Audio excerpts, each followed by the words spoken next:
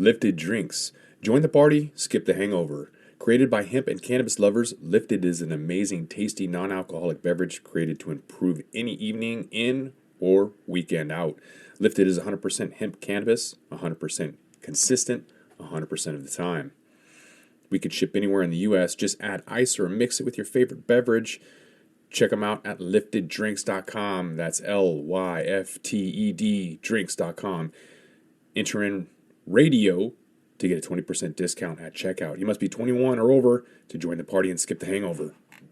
You'll never be caught needing to replenish your stash again when you subscribe to Hemper's monthly smoking boxes. Hemper's hands down the best place to stock up on your smoking supplies no matter the occasion. Curated with innovative and hand-selected products to ensure you're getting the absolute highest quality accessories for your smoking experience. Hemper's monthly smoking subscription service provides $100 plus in value for only $40. There's also the convenient options to receive every month, quarterly, semi-annually, or annually. And right now, use promo code HEDGE10 to get started and receive 10% off Hemper's box or the XL box at hemper.com. It's only entertainment. Welcome back to The Talking Hedge. I'm Josh Kincaid, capital markets analyst and host of your Cannabis Business Podcast. With me today is Brett Heyman. She is the founder of Edie Parker in New York. Brett, thanks for being with us at The Talking Hedge. Thanks so much for having me. So for those who haven't heard about the scene in New York, still fairly new, they've probably heard about Scott's arm of Riv Capital going in and spend about $250 million on Attain Health. It's probably one of the biggest individual deals, but there are a lot of other businesses out there such as yours.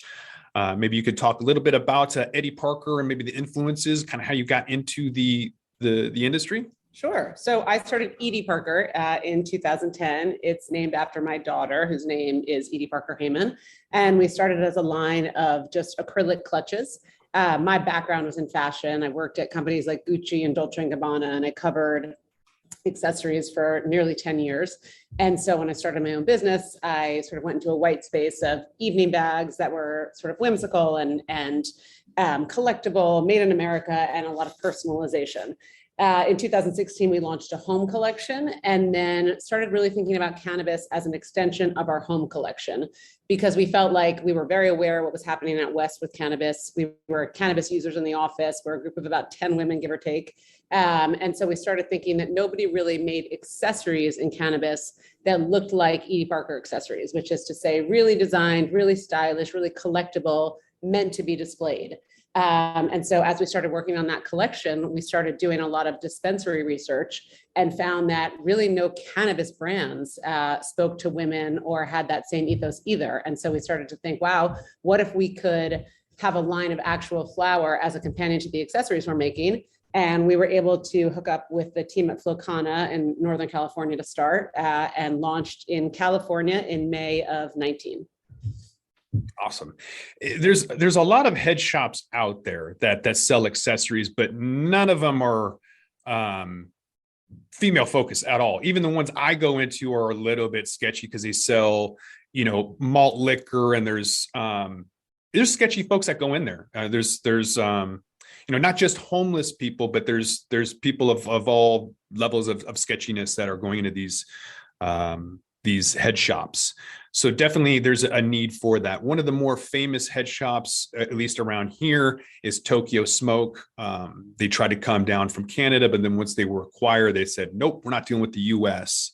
Would you consider them your competitor? I mean, I went up when I was in Toronto, and it didn't seem like there was designer or stylish or collections, but they are kind of a head shop. How would you compare your competition?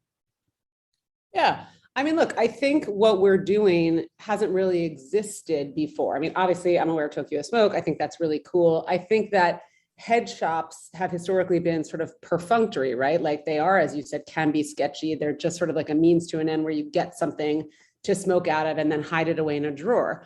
We're approaching it much more like traditional retail, which is to say, what's this experience? What do you feel when you walk into the store? You're encouraged to hang out. You're encouraged to sit down. There's other things to look at. There's a story. There's brand values. We've been a brand for 10 years. So it's not just come and get rolling papers and leave. Like it's a much more traditional shopping experience at a luxury level. And are you going to be expanding into vertically integration in New York other than ancillary? Will you be growing or producing or have retail where you're going to be selling products? What's that outlook look like? We won't grow. I mean, the way that we have worked is we've hooked up with MSOs started in California and Colorado, but now our focus is Illinois, Mass, and east of the Mississippi. And I think that's largely a function of it's like just way too capital intensive to be vertically integrated in our experience. And it was impossible to do it in California. And then also we're not esoteric strain people. I am not a grower. We're not experts at that. So we feel like it's much better to hook up with people who have really good access to flower, access to really good retail locations, and do what we do really well, which is all of the packaging, all of the marketing, all of the brand building, and sort of just bring all of our skill sets together. And that's what we hope to do in New York. Okay. Are you anticipating having anything, you mentioned Illinois and all of these high desirable, low license states? Aside from California, that's an entirely different beast in and of itself, but the 5th largest GDP in the world makes sense to want to, dabble into. But New York is an interesting spot.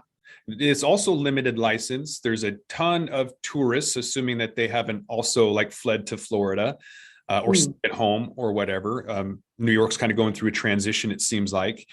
Where do you see the overall New York culture coming in at? Because there's this East Coast, West Coast that I'm trying to take a poll on, and I'm asking people that are from California and New York where they think those numbers will settle at. What is your opinion about the culture of New York and where it's at, and how it will ride out this legislation and rollout? Well, I'm sure from your experience, New Yorkers and East Coasters in general think that we're the greatest, and I'm no different. So New York is my boyfriend. I think New York is the best. And I think New York cannabis is going to just totally change the game. First of all, California is a mess. I mean, let's just be honest about it. California is such a disaster and they need to get it together. But I think New York in general, look at what we sort of our leaders in. When you look at culture, when you look at art, when you look at restaurants, I mean, not to say that California doesn't do a lot of that really well. They do. I'm obviously joking, and I grew up in California, but I feel like New York is really such a trend driver and such a culture starter. So I feel like New York cannabis is just going to be so helpful for destigmatization and normalization. I think what will be obviously tricky and what we're dealing with now, which I think, most states who, when they legalize for rec, deal with, is just this period of legalization and decriminalization, getting retail sales up, that 18 months, whatever it's going to be, there's dispensaries popping up in every corner that are not licensed and not legal. So what will happen there? What will happen to everybody who's being granted licenses who have no access to banks and bank loans? I mean, it's a mess. And I don't think we know how that's going to play out. And I think it's going to take a long time to sort of settle. How's New York going to be any different though than California with that? Because it seems like every new rollout is an absolute disaster. California has its own issues because they should, in theory, be 3 separate states: Northern, Central, Southern. They're so different in and of themselves with huge demographics and numbers. So look, I mean, New York is a big state too. But I'm wondering, California is known for its growing, New York is not. So I would agree with you that the branding, the money might be in New York, but the culture seems like it's in California. And how all that plays out, I have no idea. Because if you guys are able to if federal legalization happens, probably everything is going to be grown in Cali, and then you guys will get your own branding. And is that just kind of this synergy that you have to work with, or does it even matter? I guess I'm curious if it's just going to be an ingredient and then you guys will just market that, or you guys need it seed to sale?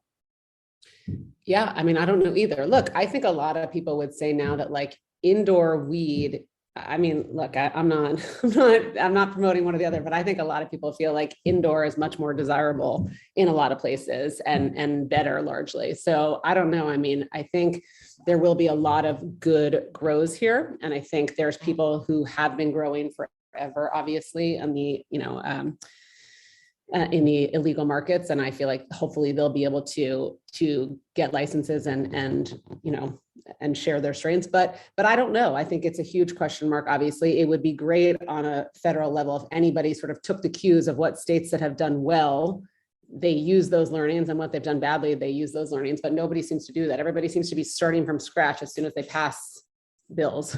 Mm-hmm.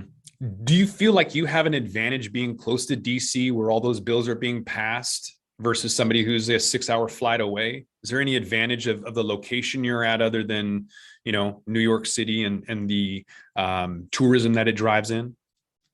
I don't think so. I mean, look, I think it is just the tourism and that it's just such a heavily trafficked place. And I think certainly, in the city, I'm not familiar with what's happening outside of the city as much in terms of dispensaries that have popped up. But I think in the city, it's just like, while it's not, I don't know what's going to happen, but it's kind of magical when you see it. Like, it's really magical what's happening here. Mm-hmm. Yeah. We saw Elon Musk talking about psychedelics, and that's bringing in a lot of other people to talk about it at the same level, whether they're athletes or musicians or actors, actresses. New York is probably a second home to a lot of those same individuals. California seems to be kind of the hub, and then maybe New York is like their second home or whatever. What is this scene going to look like, let's say 5 years down the road, when you're talking about designer and stylish and collections? From the fashion world, it's like Tokyo, New York, London, Paris, right? I mean, California is not really, LA might be on that list sometimes, but to me, it doesn't really resonate as much as those other places. How will celebrities influence cannabis? Kind of a loaded question because I don't think they will, but what do you think?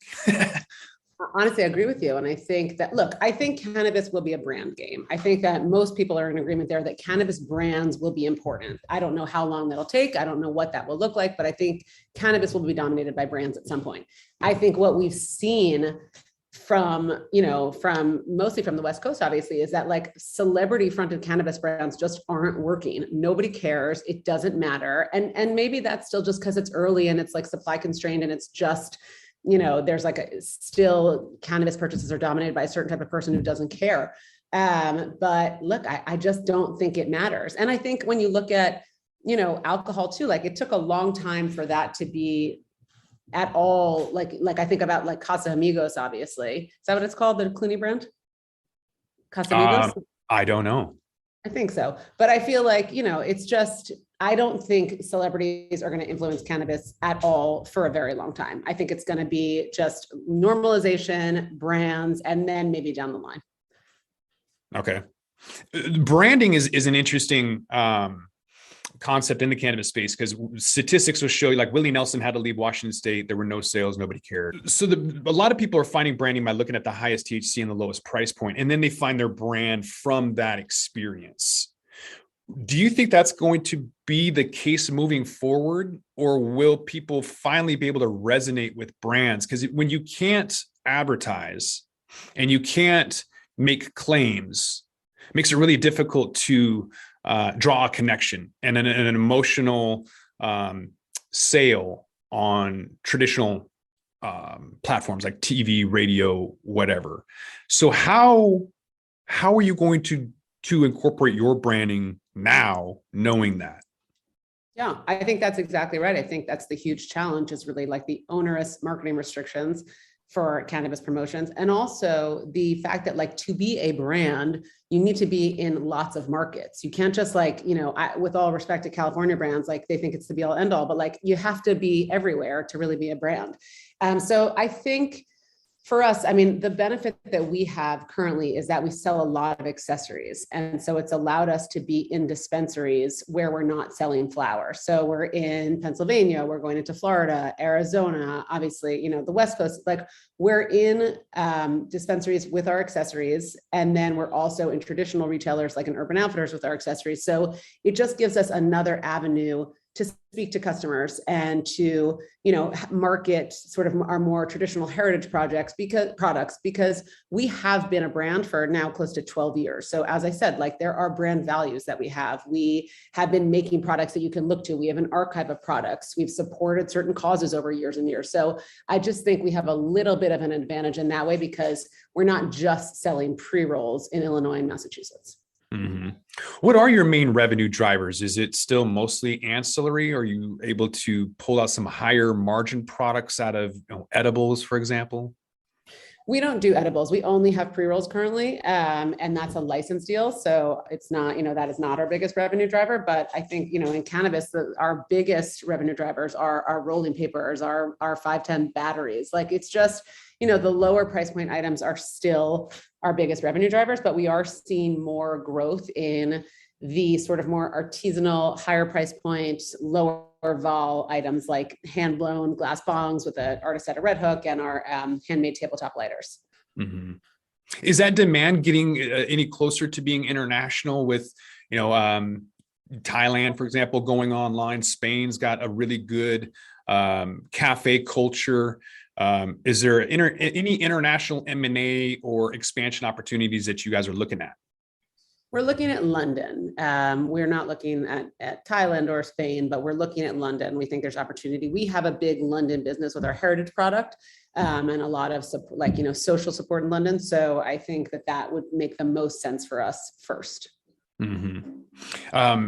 What about capital? Does that require you guys to seek some funding, or are you guys self-funded? Are you guys looking to go public? What is your outlook on capital?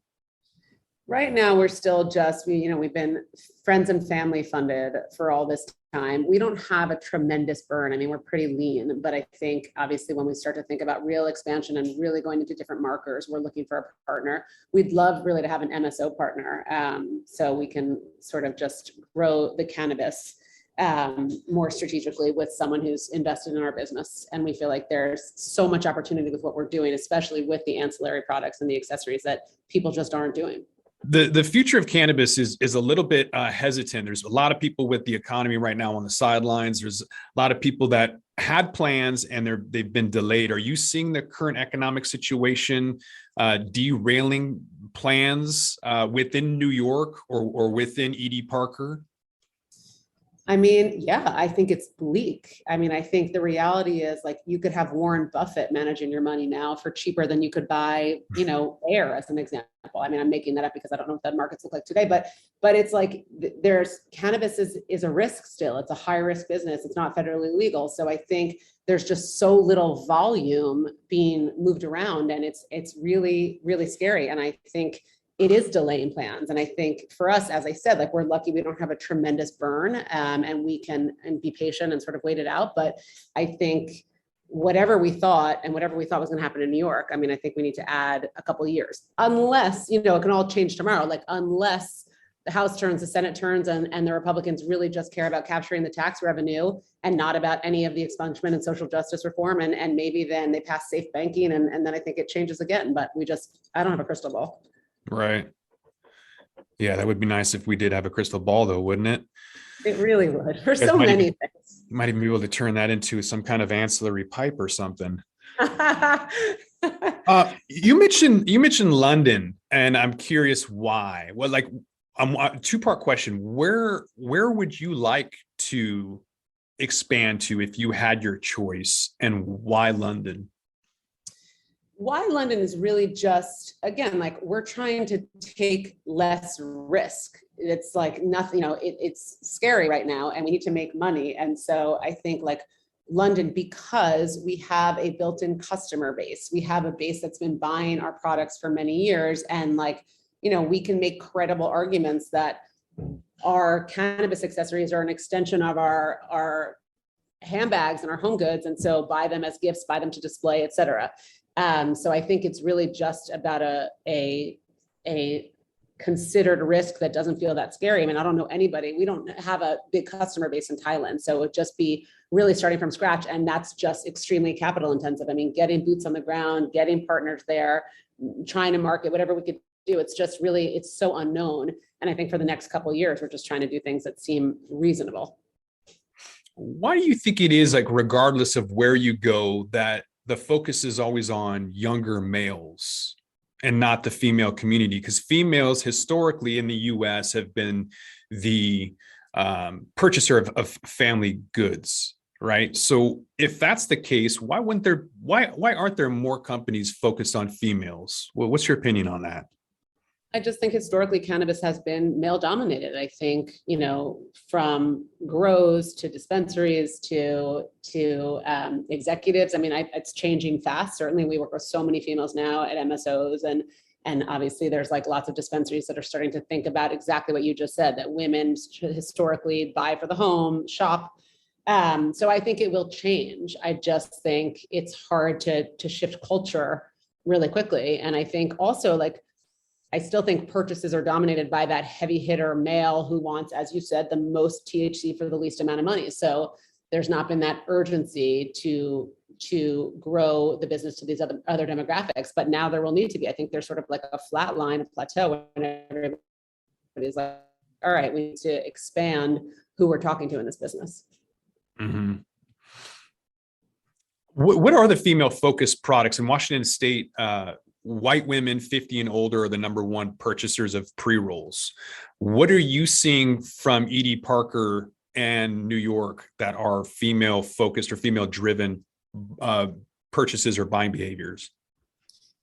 I think it's the same. I think pre-rolls, and I think a lot of vape pens, especially in those sort of like, East Coast cities where it's cold and people don't want to go outside necessarily and smoke their joints. It's still, we have like a vape that felt very designed and branded. And I think there's something about that. We find that, obviously this is a statistic that you have as well, but like a lot of women are coming to cannabis to deal with menstrual pain and just other sort of maladies that are specific to them and have not come to cannabis before. So I think, I think also, I don't know how big edibles will be in New York. I have no idea, but I still personally love an edible. And I think it's just nice for sleep, for discretion, for period cramps, all those things that women seem to be growing in large numbers in cannabis. I spoke to a female ran company when I was in Vegas for MJ BizCon, and they had a female focused suppository. And they said that worked really well for them. Something I hadn't even thought about, kind of made me, question why people go after products. So in your opinion, why do women go after pre-rolls or vape? Is it because they don't want to look like a crackhead with a pipe? Is it they don't want to have the accessories? Is it they want the grab and go? Do they want the convenience? Do they not want to be seen with it? Like, what is the rhyme or reason behind those purchasing decisions of why women specifically like pre-rolls and or vapes, in your opinion? I mean, I can't speak for all women. As I said, we're 10 women in the office and we're largely split. Like, people like to smoke out of our pipes too. The girls in our office do. For me, it's really just easy. I mean, I have 3 children. I'm a working woman. It's complicated. Like, cannabis is a little bit less of a ritual for me as it is kind of perfunctory. Like, I like it. Like, if I'm going to bed, if I'm going to have sex, if I'm going to take a walk, like I have a pre-roll, I take a little bit and that's done. Mm-hmm. So I think it really just depends if you have the ritual of really grinding the weed and using the pipe and just sort of sitting and like, that's great. And then I think for some people, it's just the ease. But, I can't speak for all women. I think the women that I know do everything. But I don't know. Brett, this is the time we take a rip off that crystal ball bong and talk about the future of the industry. If you had to look into that crystal ball and you saw the future of both New York, female focused cannabis, in the industry as a whole, what does that crystal ball look like? What is the future of cannabis? Again, not to be repetitive, and I'm sure you hear this all the time, but I really just think cannabis will be a brand game. I think there will be lots of brands. I think the brands that we think of now, other than like cookies and a Stizzy, like I think a lot of brands disappear over the next couple of years and just don't exist. I think consumption lounges will be really important in New York. So I don't know. I mean, I think probably what you hear all the time, but I feel like we're well positioned for that. And I think that we will be able to play in that game and like make a beautiful retail experience, participate in consumption lounges. And we're a brand that's talking to people that I think by and large will be future users, but I think they're coming. I went to some lounges. It's a Class C felony in Washington State to maintain or operate a marijuana lounge. But in California, they have them. So when I was in San Francisco for an event recently, did a San Francisco pot shop crawl, went to a couple of stores that had those in there and was a little disappointed by some of them. And other ones, they were kind of intriguing. From my standpoint, I look at a lounge as kind of the window into the soul of the community. As soon as we can have that, a lot of the folks, the NIMBYs, not my backyard folks, will relax a little bit when they see that it's really kind of just docile by comparison to a bar that's open at 2 a.m. But right now, bud tenders are kind of that main driver of customers, of customer suggestions or recommendations. At least from the brand standpoint. From your perspective, what's going to be the bigger beneficiary for brands? Is it going to be the bud tender or a lounge? I think the bud tenders are always going to be hugely important. I think that's really true. Look, I hope also that like there's a world when we're talking about the future, we're talking about some sort of legalization, and then we can speak more directly to our customers through marketing, through advertisements, tell a little bit more of a story, because it's just not a complete picture when you're just reliant on the bud tenders. And frankly, the bud tenders, they're so transient, right? I mean, it's like you train them, you tell them your story, and then they're gone. Now, maybe they go to a different dispensary, but these are not long-term employees. Mm-hmm. So it's really hard as a brand to connect with bud tenders and get them, behind your brand story, unless you have a lot of boots on the ground. So I think it's a challenge. And I think if in my crystal ball, if I had my druthers, like we would be able to just tell a more complete picture. And those lounges, are you anticipating those as being kind of a demo day opportunity to kind of get in and get an opportunity for you to interact with customers that are there? Or what's your feeling on lounges and how to take advantage of or the opportunity of that? Yeah, I mean, look, for me, lounges, like we so play in the destigmatization, playground, because for us, it's like all about like, here is this beautiful thing. Here is this beautiful accessory to smoke it out of. Here is that weed that's not going to like make you, just be so high. So I think for us, the lounge is also just part of the experience, like making it like, here's this elevated experience you can have where, as you said, like the NIMBYs are not freaked out. It's like, it's not disruptive. It's not, hostile. I can't think of any words anymore. I'm out of words, but basically, so us, yes, I think like popping up there, providing experiences, providing like, doing talks or just speaking with customers, just like getting out into the streets a little bit more will be extremely helpful. Mm-hmm. If anybody is interested in finding out a little bit more about Edie Parker or want to contact you, or you guys are online, you have a website, obviously. What about social media, and where can people find you at? Yeah, we have a website. It's called Edie, parkerflower.com. And then our Instagram is the same, Edie Parker Flower. And then those can direct you to our, heritage sites at Edie Parker as well. And yeah, I mean, we're on Heart Jane, we're on, I don't know, we're around, but if you check our website, our Instagram first, it can direct you to everywhere. Perfect. I think with that, we're gonna have to roll this one up. I want to thank my guest, Brett Heyman. She is the founder of Edie Parker out in New York. Brett, thanks again for being with us at The Talking Hedge. I really appreciate it. Thank you so much, Josh. Thank you. I'm Josh Kincaid. This is The Talking Hedge. Don't forget to like, share, and subscribe, or don't. And I'm out. Don't forget to smash that like button on your way out and check out these other videos that we've got.